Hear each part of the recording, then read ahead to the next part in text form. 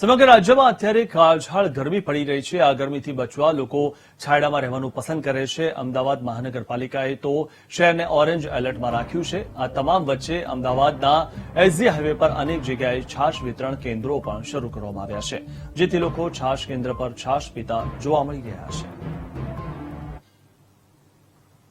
અત્યારે અમે શરૂઆત 400 લીટર છાશથી રોજે ચાલુ કર્યું છે અને આમાં ચાલુ ત્યાં સુધી રહેશે કે જ્યાં સુધી અમને જરૂરિયાત દેખાશે અને લોકોનો પ્રતિસાદ અમને મળતો રહેશે અને કુદરત અમને આ કાર્ય કરવા માટે જ્યાં સુધી શક્તિ અમને પૂરી પાડશે ત્યાં સુધી આ કાર્ય અમે નિરંતર કરતા રહેવાના છીએ। હા, દિવસની 400 લીટર છાશ અમારે જતી રહે છે। અમે હજુ ઇનિશિયેટ કર્યું છે છાશ માટે। 2 દિવસ થયા છે, આજે લગભગ 3જો દિવસ છે અમારો। હવામાન વિભાગ દ્વારા આગામી દિવસોમાં વધુને વધુ ગરમીની આગાહી આપવામાં આવી છે, ત્યારે અમદાવાદ મ્યુનિસિપલ કોર્પોરેશને પણ અમદાવાદ શહેરમાં ઓરેન્જ એલર્ટની જાહેરાત કરી છે। મહત્વની વાત કરવામાં આવે તો અમદાવાદના રસ્તાઓની તો અમદાવાદના રસ્તાઓ આજે બપોરના 12 વાગ્યાથી જ સુમસાન રહ્યા હતા।